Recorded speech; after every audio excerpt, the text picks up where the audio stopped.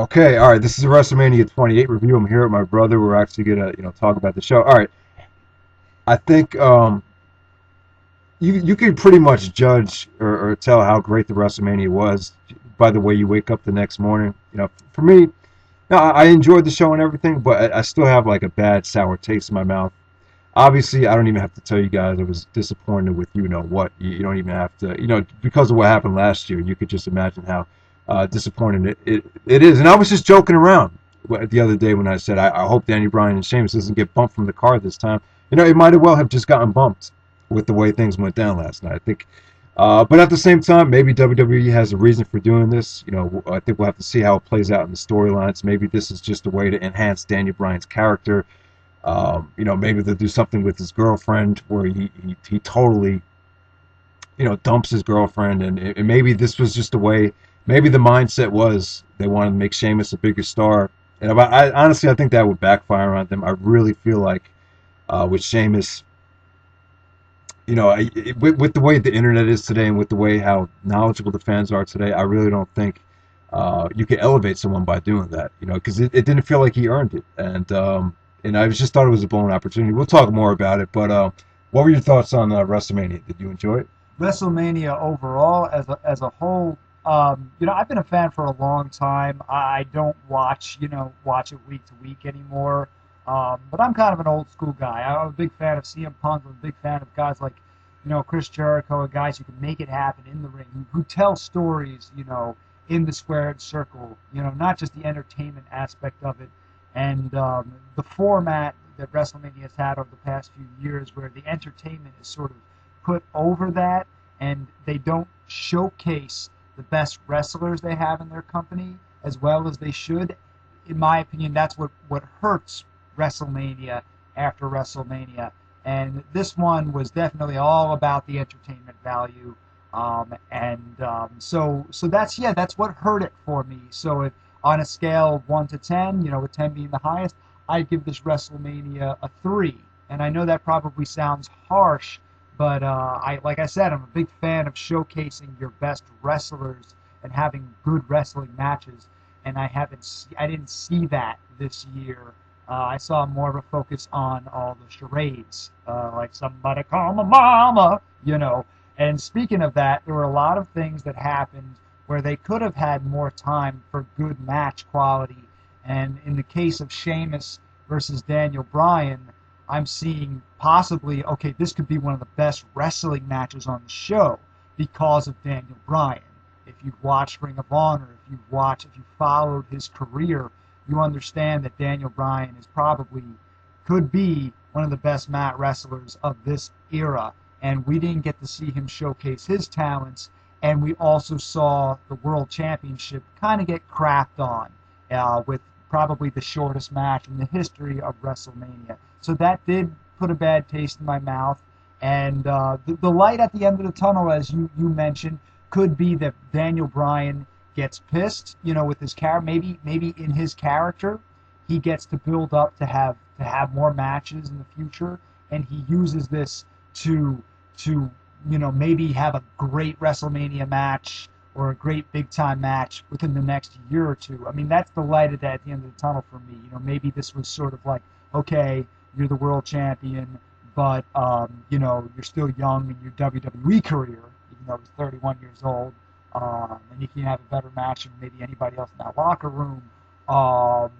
But you're still young in your WWE career. This is what you get. You get less. You don't get a match. You get kicked in the face and you're done. So hopefully this leads to something bigger for Daniel Bryan. As far as Sheamus is concerned, personally, no, I don't think that does anything for him. Because you put him in the first match, he kicked the guy in the face. We already know Sheamus is a big guy, So honestly, I thought it was dumb, and but that hurt the show for me. So. Yeah. I mean, it's trying to find some reasoning behind what they did. It's being reported as they wanted to get Sheamus over as the guy to have the quickest WrestleMania match, beating Kane's record when he beat Chavo Guerrero for the ECW title at WrestleMania 24. But I don't know. Just as far as the show goes, I was very, very disappointed with the way the card placement and the way it was booked. I just don't think that match did anything for Sheamus. I really don't. If anything, I think fans are going to probably turn on him now because him as a babyface proved that it could work. But I don't know if he can really recover from this. I think this is definitely going to hurt him in the long run. I just, this is something that I think would have worked like in 1987 with Ultimate Warrior beating the Honky Tonk Man, like that type of situation. But That wasn't even for a world championship, though. yeah, So we're I talking about know, a world championship. I know. It just I don't know. It's not a believable finish. Like, if you're a big fan of Daniel Bryan, you've seen the guy wrestle 60 minutes with a dislocated shoulder. You've seen him kick out of everything. It's just as far as that goes, it's very very unsatisfying and a very very blown opportunity that really hurt the rest of the first half of the show. You had so much potential there. The Danny Bryan was over as crazy. I mean, he was crazy over. Yeah, you had the fans were hot. I think people wanted to see the match, and for it to end the way it did, it just it was personally for me, it was the darkest moment I think I've ever had watching anything related to professional wrestling. I'm just being honest when I'm saying that, and it's not fair to guys like Randy Orton and Kane who did somewhat try and have a good match because the crowd was just dead. They weren't focusing on the rest of those matches in the first half. You heard Daniel Bryan's name chanted throughout that first half. So I just thought it was a blown opportunity. I felt like you really could have got WrestleMania off to an amazing start. Not the first half of the show, but the first that match with Randy Orton and Kane. You could hear them chanting Daniel Bryan. Not like it was like the whole arena, but you could hear people chanting for it because I think that was a match that people wanted to see, and I think it just shows that they didn't have confidence in those two performers to do something. So that's what bothers me about that. And have confidence in your guys. Have confidence in your Yeah, wrestlers. and it's kind of tough too. I mean, if you spend $65 on a pay-per-view and you're expecting to see, a certain guy perform for the first time, it's very very tough to swallow. But on top of that, I think we need to just accept the fact. WrestleMania is just they changed its format. It's just totally different now. You have to make room for the Hall of Fame, the national anthem, the concerts, the promotional stuff, being accepted by the mainstream, all those video packages. That's just what WrestleMania has become. I mean, we really can't expect a great wrestling show anymore from top to bottom. It's just not that. The guys that they this was about Rock and Cena, Triple H, Undertaker, the established guys. And I know you even touched on it, right?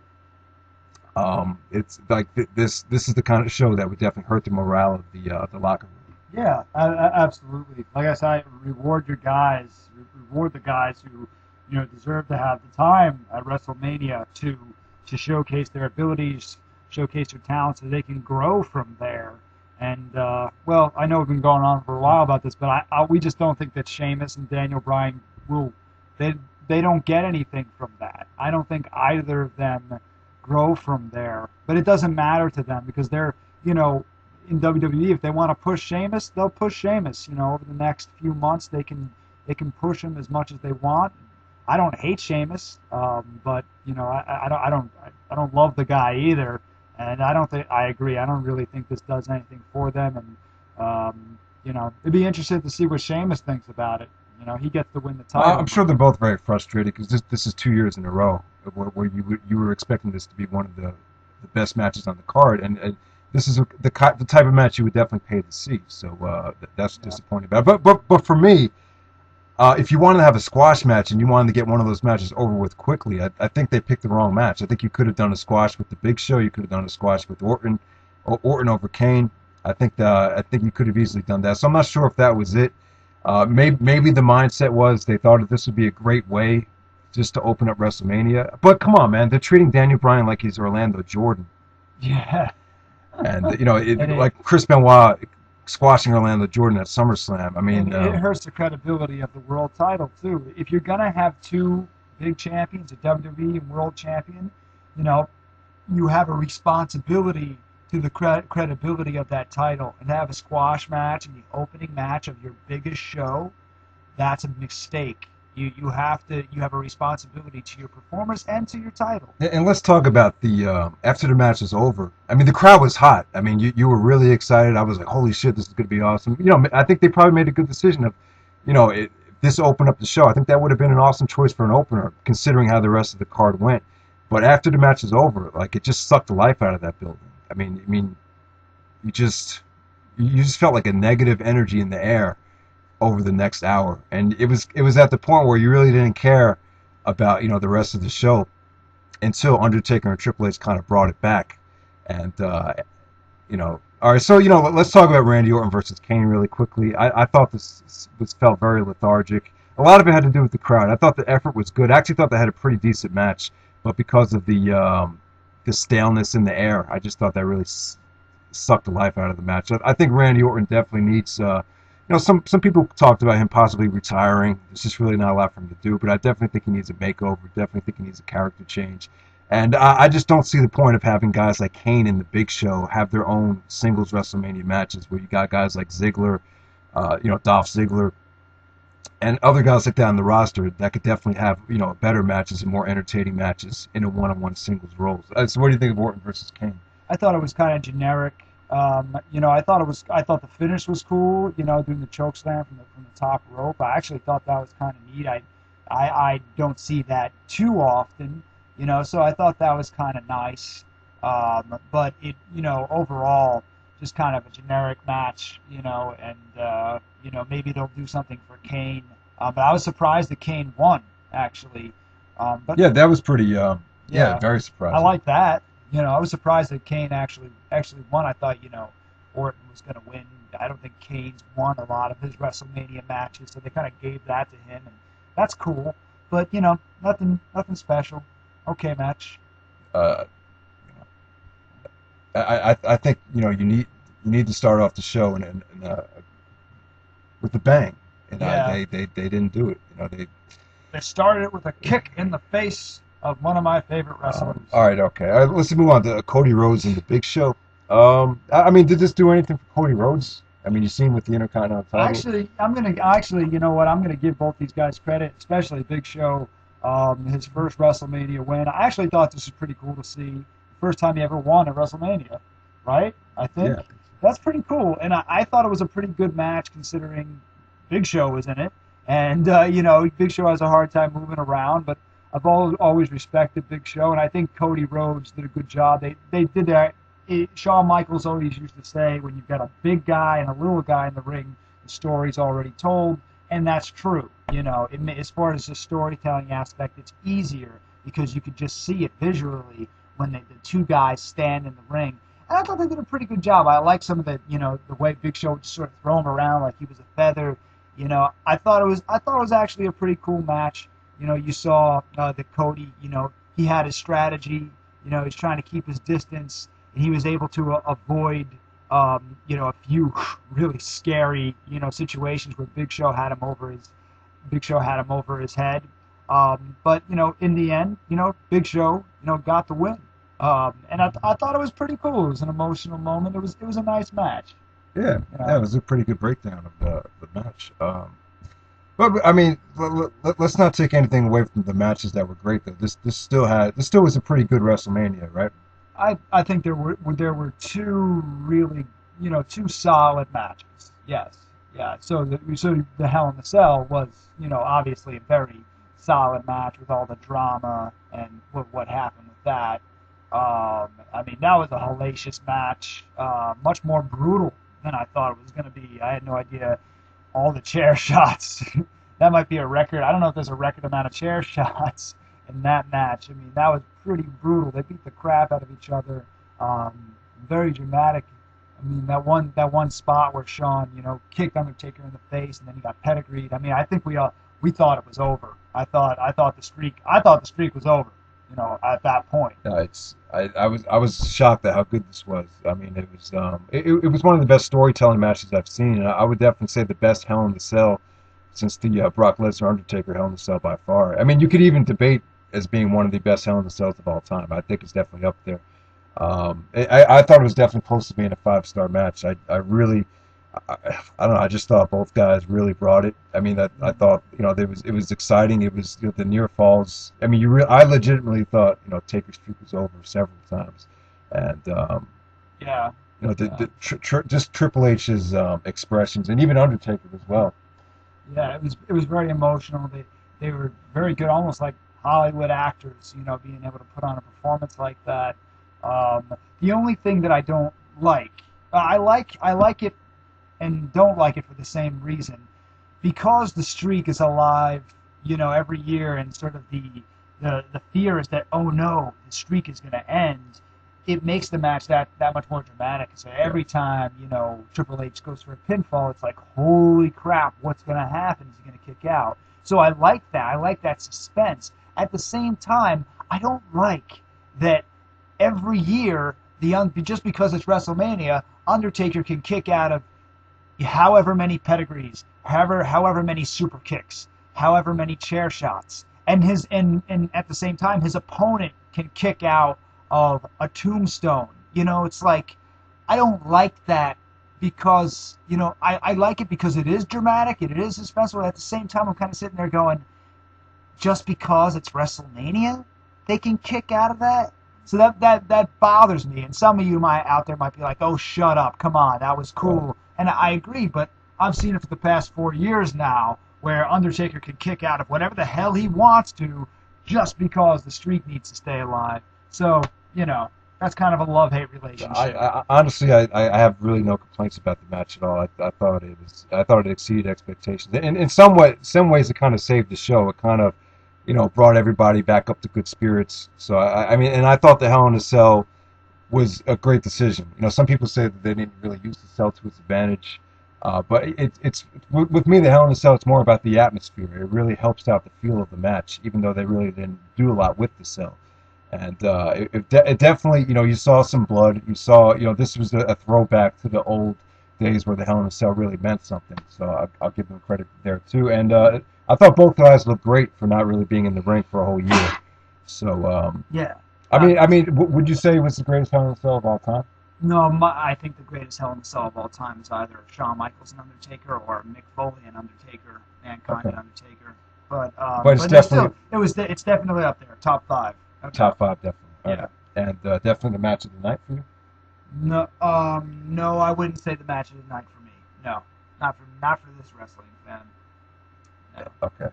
No. Was this the best guest referee job you've ever seen by anybody? Shawn Michaels is always the best guest referee, because you're guaranteed to see a super kick somewhere there, and that's what I'm all about. Yeah, he does a great job every time. Yeah, yeah. No, because the super kick is just such a dramatic move. It comes out of nowhere, and when you see it, it's like, holy shit, what's gonna happen? So it's And give Jim it's Ross great. credit as well. I felt like Ross, Michaels, Undertaker, Triple H. It felt like it was like a team effort the whole match from all Yeah. four guys. Oh Yeah, yeah, you could definitely tell Jim Ross. You felt like that Attitude Era type of feel just from his commentary. So and that's the way it should have been. It was the end of an era match, so yeah. that's the way it should feel. That's really great. Yeah. All right, so from there, I think we went to the John Laurinaitis versus Teddy Long, the SmackDown versus Raw match. True. I mean, it was fun the last couple minutes with Zack Ryder. There was a lot of exciting, maneuvers and action with, and the Miz actually got the pinfall. What did you think of this? It's kind of corny. I thought it was a space filler. For me, it was to fill space and to fill time. Just because I was waiting for the CM Punk Chris Jericho match. I mean, that's what I really wanted to watch WrestleMania for. 'Cause like I said, I'm about the storytelling. I'm about to, on the mat wrestling, and so I was kind of, throughout that match, I was just kind of waiting for it to end. But I did feel, it was kind of fun to watch. It could have been a really fun opener, actually. Yeah, I thought this would have been a great opener. I thought this would have been a perfect opener for the show. But, I thought it was cool when the SmackDown team, jumped over the ropes, and landed on all the guys on the outside. There was some pandemonium there with the girls fighting each other.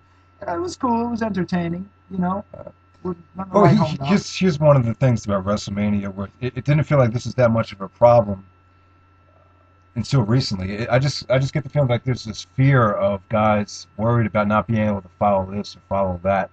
So I just think, a lot of the matches just took a hit as far as the placement on the card. I just don't think you could have followed that Undertaker Triple H Hell in a Cell match. It was really, really tough for the crowd to maintain its edge, and I thought it kind of hurt the end of the show because I felt like the crowd was drained from the Hell in a Cell. Yeah, well, maybe you're right because there's so much drama inside of that match with tombstones and super kicks and pedigrees. I mean, yeah, that you're really lifting them up there. Um, but I think that's the challenge of WrestleMania. If you're at WrestleMania and you're in a championship match or whatever, the challenge is you have to go out there and follow them. You have to be on top of your game. I mean, that's what WrestleMania is all about. Is following the guy before you. Is trying to outdo the guy who just went up. I mean, that's really what it should be about. When you put on a match like that, the Cell match is basically impossible to follow. And Jericho and Punk had a really tough task. If anything, I would have made sure that Punk and Jericho went before the Hell in the Cell, because I think as far as crowd reaction goes, as far as the emotion, I think it would have been. I just think it would have been better. Yes, I agree. The crowd reaction for Jericho and Punk wasn't great, but I thought it was okay considering that they had to follow the Hell in the Cell. And I thought it was a very good match. Very good. Not, in my opinion, not great, but I think you're right. There are two things going on here. There are the performers in the ring that have to follow a match like Hell in the Cell, and there's also the decisions made by the people, by Vince McMahon in the back, of card placement. Right. And okay, this is our WWE match. This is our WWE Championship match. How are we going to showcase our WWE Champion? You're going to have him follow Undertaker and Triple H in a Hell in the Cell? You're not making it easy on him on a night where there's already a lot of pressure. They're performing in front of, 60, 70,000 plus people at WrestleMania, one of the biggest events of all time, and you're telling him you have to follow two of the greatest performers in a Hell in the Cell. It's not easy. So yes, there's two things going on here. There's, okay, you got to follow them because it's WrestleMania and you're the champion. But at the same time, it's like, well, try to make it easier on your champion here. And then there's also the other side of the story is like, hey, we put Triple H and Undertaker into a Hell in a Cell, we get a bigger buy rate, we get a lot more people interested because people, it's almost guaranteed you're going to draw interest with those guys in a Hell in a Cell. So there are a couple different things going on here, but Jericho Punk, and great match. I thought it was a very good match. I loved where it went, where it became a technical match. I was freaking going crazy when Jericho was sort of kneeing Punk in the head while he had him in the Anaconda Vice. I'll tell you, those last couple minutes of exchanges between the Anaconda Vice and Jericho trying to maneuver out of it with pinning predicaments and the walls of Jericho. Yeah, the walls of Jericho. He even had him in the Lion Tamer at one point. Yeah, he worked greatly on Punk's neck. It had good psychology, really, really good storytelling. Punk took a lot of brutal suplexes and just a lot of really, really stiff shots in the match. Jericho wrestled the match very, very. I love what he did out there. It was like a very edgy side to Jericho, which you don't really see. Yeah, that whole disqualification thing from John Laurinaitis saying if you get disqualified, you lose the championship. I think that was a way of sort of adding more drama to the match. And I thought it was cool. I would have liked to see, because I was sitting there thinking when toward the end of the match when Punk and Jericho were on the outside, I thought Jericho was going to try and use that to his advantage again. I thought it would have been cool if I don't know, something happened where Jericho's on the announce table and he sort of said something else as Punk was trying to get him back to the ring, just toward the end of the match. But not necessary. But I thought it would have been cool if Punk actually, I don't know, maybe the referee got knocked out and Punk used the chair on him and got away with it or something like that. I thought it would have been cool to have Jericho play that card, that emotional card, one more time. But at the same time, I liked where it went. I don't think it was necessary to have the whole drama thing in there, but that's what they like to do, and it was okay. Well, I was glad that they stayed away from that, because we just saw a finish like that with Randy Orton and Christian. So that kind of would be disappointing. But I think the one thing that kind of hurts the match though, but I would say that they really did a great job overall. But I feel like Jericho, he has such a history of being such a generous guy, and doing the jobs for Christian and Shawn Michaels. You kind of got the feeling that Punk, like, he wanted to do this match to help Punk out. So you never really thought Jericho would win. Sure. Yeah. I mean, deep down inside, even though you did a good job of convincing it by his ability in the ring and And what he was doing. I thought he did do a good job. I mean, it does make Punk look good to put Punk in the walls and for as long as he was, a decent amount of time, and to have him kick out, get out of it. Only problem there is, as you're listening, you're probably saying, when's the last time somebody tapped to the walls? Who hasn't gotten out of the walls? My grandma got out of the walls, I think, but oh, God bless you, grandma. But it's so I'm not sure exactly what it does, but it was definitely I thought it made Jericho look great. And for a second there, I actually did think Punk was going to tap in the walls, and Yeah. I think it would have been great. I didn't care who won this match. I just wanted to see a great match, and I thought it was. I'm not going to say it was great, but I'm going to say it was very good, and I enjoyed it. I thought the match was as good as it could have been. I definitely think it overachieved considering what they had to follow. I would say this was probably Jericho's best, maybe not match of all time, but one of his best performances from, a mat wrestling standpoint, from a technical standpoint. It's definitely some of the best work that I've ever seen him do, and definitely one of Punk's best matches without a doubt. And I would say second best match of the night. Definitely one of the best WrestleMania matches I've ever seen. I would definitely say that. I thought it was that good. It was good. It was And, very and good. you got to give Yeah. them credit because the crowd wasn't into it, but by the end, I thought the place was pretty much rocking. It's just the crowd just wasn't there the whole way. They had to really fight to get him there, but they did get him there. Right. All right, so after that, we had, with this WrestleMania, it just had a very, very mainstream feel to it. And I'm not like, usually I don't really complain about that stuff, but and I'll be very, very fair. If I think an independent wrestling show feels very, very indie or very, very underground, that's kind of a turnoff to me. But here, I felt the show felt very, very mainstream, and particularly just like last year's WrestleMania, it definitely had that feel that last year's had, where too many video packages, the performances, too many things where WWE is trying to get themselves out there in a PR for public relations. What were your thoughts on that? Just on all the entertainment stuff, like all the time that was taken up. I mean, obviously they use WrestleMania, they build up to it, and they promote the heck out of it, and then it's like they almost use it to do more promotion. And there were a lot of things that they did. Somebody call my mama. The dancing, a lot of the video packages. As a fan, I just kind of felt like, okay, enough already. I get it. Show this tomorrow on Raw. Show this. I don't know. So I wasn't a huge, fan of the layout. I mean, from a financial standpoint, it's you can't really argue with it. A lot of people do enjoy that stuff that are casual fans or just fans that just want to tune in. Maybe once a year. Maybe they do enjoy that stuff. Maybe that's what keeps them coming back every year. Is stuff like that. So I don't know if I could really knock it from a financial standpoint. But if you are a serious, hardcore fan of the in-ring action, it is kind of frustrating, and you probably will get a better fix from a wrestling standpoint at a pay-per-view like SummerSlam or Extreme Rules that doesn't have a lot of filler like WrestleMania does. Right, and that's actually what I was thinking last night, was that you're more likely to see more, like quality matches at one of the other pay-per-views, because you don't have to have all this other stuff involved and intertwined. The rappers performing, and somebody call my mama, and video packages. It's just, I don't know. This pretty much started, I would say, maybe WrestleMania 24, 25. I mean, you pretty much had the same format. Undertaker, pretty much the only one allowed to steal the show. Cena in the main event. The constant promotional stuff, the Hall of Fame and all that stuff. That's just what WrestleMania has become.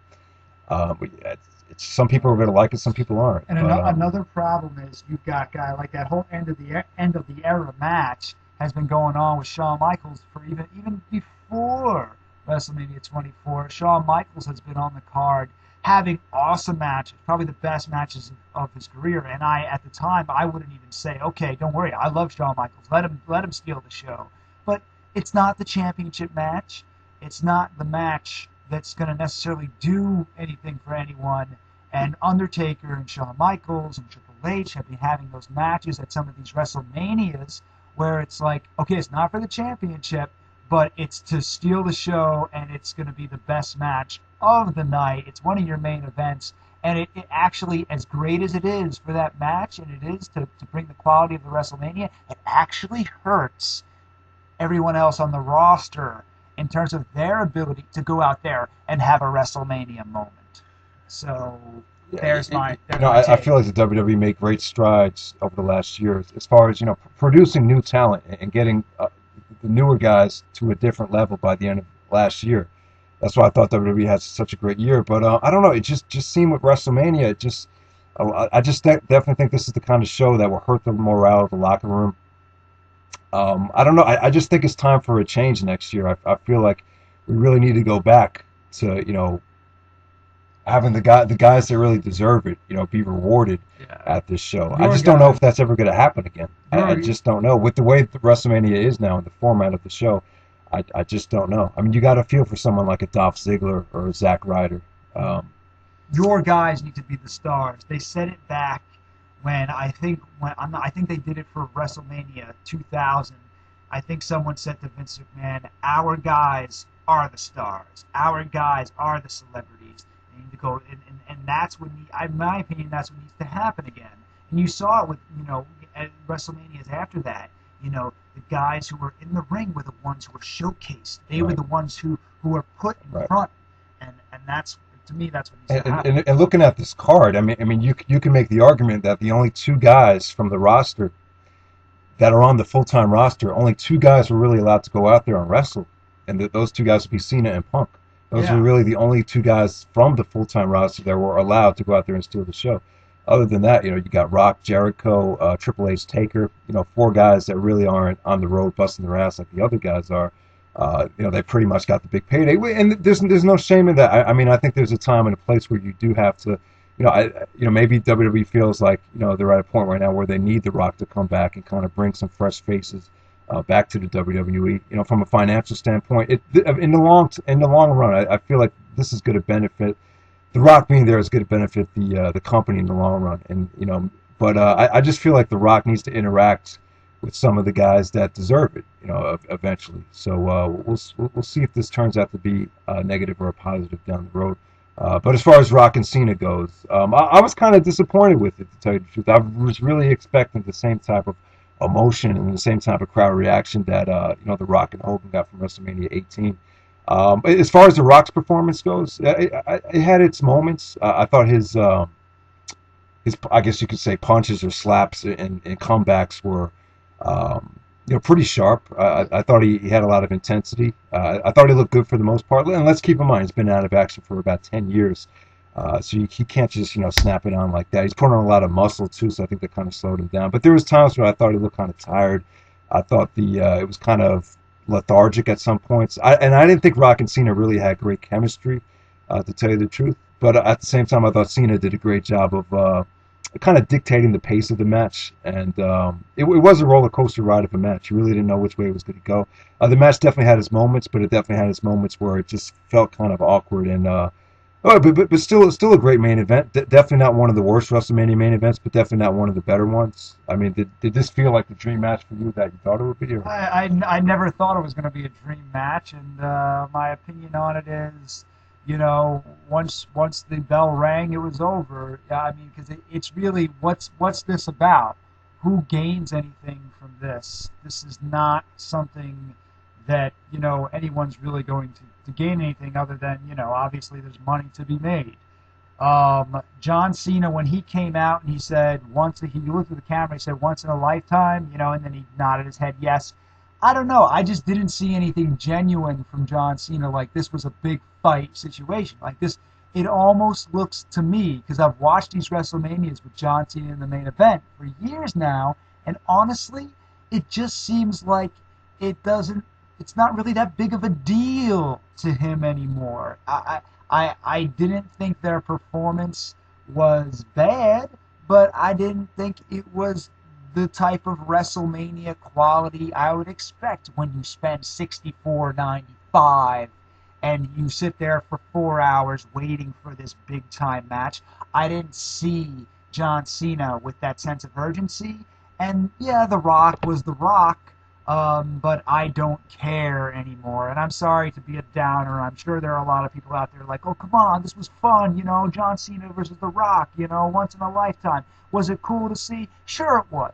Sure it was cool to see. But beyond that, I didn't see anything in that ring that really made a difference. It really didn't matter. They could have shook hands and then left, and I would have had the same, I wouldn't have had anything else. This match was over to me before it started. This match was over to me when they signed it over a year ago and they started promoting it. It definitely could have felt a lot more bigger, and there was a feel that just wasn't there that I was expecting. But as far as what they did in the ring, I thought it was fine. I really think it was good as it could have been. It was as good as it could have been if you didn't have anything happen. But here's what should happen, okay? And this has to make the video. John Cena needs to turn heel, okay? And I know a lot of you out there are like, what are you talking about? Okay, something else needs to happen. But the same thing is happening every year. Whether John Cena wins or loses, it doesn't matter. Okay, this wasn't for a championship. There was nothing to gain from it. Who cares? There was nothing to gain from it. So why not turn someone heel? Why not have something happen that people are going to go, oh my God, I can't believe that happened. But nothing happened. John Cena tried to do the people's elbow, and then there was a rock bottom. You didn't do anything for me. You promoted it, you set it up, but you didn't do anything for me. So does John Cena have to turn heel? No. But something should have happened. Something new should have happened to make this memorable. And it was not memorable to me at all. Okay? Vince McMahon coming down to help Steve Austin out at WrestleMania X7 to destroy The Rock and win back the title. That was something that I don't think any wrestling fan will ever forget. And whether it was a good idea or not, why didn't they do something like that? I'm not saying Vince McMahon had to come down, but why didn't something happen? This is WrestleMania. Blow our minds. We spent $64.95. Okay? We waited for a year to see this match. Do something that's going to make us remember it, and I don't even care about it. All right, and the other thing about Cena and Rock, I kind of feel like, a lot of people are very critical of The Rock's promos, and I know you didn't see a lot of the promos leading up to the match, but I feel like, I don't know, it just, I think this match would have been better off if it didn't have the build-up that it had. I think the build-up kind of hurt the match to a degree. I think people got kind of tired of seeing these guys interact. I don't know, I just don't think it really was executed as probably good as it should have, and I didn't care. I mean, they started off the show showing pictures of them as they were growing up. I was like, what is this, a DVD? What are we learning about their childhoods here? Who cares? Why not show when Rock screwed John Cena out of the title at last year's WrestleMania? How come you're not showing that? Why aren't you building up the heat between these two guys? And people's reasoning behind that is, oh, it's WrestleMania. It's not about that. It's just about The Rock and John Cena. Well, why even watch the match? You don't have heat between your two guys. Who cares? I know, I think I'm getting pretty heated about this, but this is my problem with professional wrestling. This is my problem. And let's face it, man. Cena did such a great job of, when he was given the freedom, he really made the best out of the situation. You saw the old Cena come back. You felt a lot of realism there. But for some reason, it's like the last couple of weeks, it just kind of seemed to fade. It kind of just seemed like I think they kind of exposed a little bit too much with the YouTube uploads. It felt like this was just all about business, and you even heard rumors of Cena being stressed out, kind of at the point where he was just really wanting to get the match over with. So maybe that kind of hurt some of it as well. Yeah, it'll be interesting to see where Cena goes from here with his character. I think I would like to see something different happen. I know you've got merchandise to sell and everything, but I respect Cena a lot because I think he's the type of guy who will do whatever it takes, to satisfy the company's needs. But it's time for, from an artistic standpoint, if you've been a wrestling fan for a long time, you're waiting for Cena to do something different, and you're waiting for something new to happen. And it'll be interesting to see what happens tonight with the rumors of Brock Lesnar coming back. Brock Lesnar? I mean, I would imagine that Rock and Brock would definitely be open to having another match. Given their relationship in MMA, when they see each other at the shows, I think the relationship is pretty good. I think Rock sees Brock as that one other guy that he could really draw a lot of money with. I would love to see Rock and CM Punk at WrestleMania next year, and also John Cena and Brock Lesnar. I think that could be another big money matchup. So we'll see what happens with that. But overall, WrestleMania, it was good. It was a good show. It could have been a lot better. This could have been a top 5 WrestleMania of all time if they didn't suck the life out of the arena or the stadium with the Danny Bryan Sheamus thing. They were chanting Danny Bryan's name throughout the rest of the show, and it wasn't fair. I don't know if I already said this. It just wasn't fair to guys like Randy Orton and Kane, because it probably had to affect them mentally as well. You know, but overall, I would say the show really was great once the Hell in a Cell began. From the Hell in a Cell match on, the show was pretty much as good as it could have been. I really have no complaints there. It's just the first hour of the show really, it really, there was just a negative vibe in the air, and really, you were really excited before Danny Bryan and Sheamus touched, but after that match was over, it was definitely like I said, personally for me, that was the darkest moment ever in pro wrestling history. And let's face it, Daniel Bryan is not a young guy anymore. He's going to be 31. I'm not so sure if I don't know if he can really rebound from this, but we'll see what happens. I just hope they had a better reason behind doing what they did, other than they wanted Sheamus just to have the record and to get Sheamus over. Because I don't think that's how you get over today. I think you get over today by performance. You become a bigger star by your performance in the ring. If anything, I still think this is going to hurt Sheamus. And give Sheamus credit. The guy's been a great babyface. He's really transformed himself into being a likable character. But I just don't think that what they did last night is going to benefit either guy down the road. But we'll see what happens. Yeah, I've been a wrestling fan for a long. I can't even call myself a fan right now, but I was a fan for many, many years, and my favorite WrestleManias were the ones in which the best wrestlers were showcased, and even the ones who weren't the best wrestlers, their talents were showcased, and you walked away feeling like, wow, I got a really good feel for the roster in the WWE. And I didn't get that from this WrestleMania. I'm sure that I understand the business world is very important, and I understand that the buy rates and the entertainment value of it, maybe from a money-making standpoint, is more important than showcasing the talents of, say if Dolph Ziggler had a match with, oh, I don't know, Santino, and they put on like a 15-minute, 20 near fall classic. I'm not sure if they could even do that, but that's just an example of like, okay, we could have had something like that. I understand that's not where WWE's, wallet is. Their wallet is on, they're not competing. They're competing with MTV, and they're competing with the NFL, and they're competing with all these other entertainment, outlets now.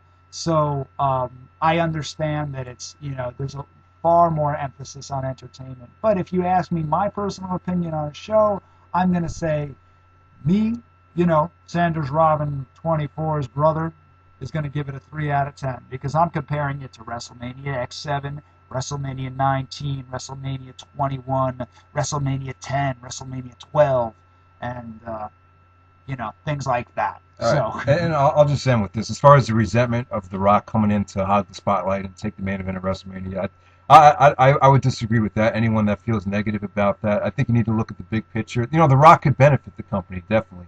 But I just think that, if anything, those guys, let's say, for instance, Dolph Ziggler, talented, should definitely have, there's no reason why that guy shouldn't have had a 20-minute match at this year's WrestleMania.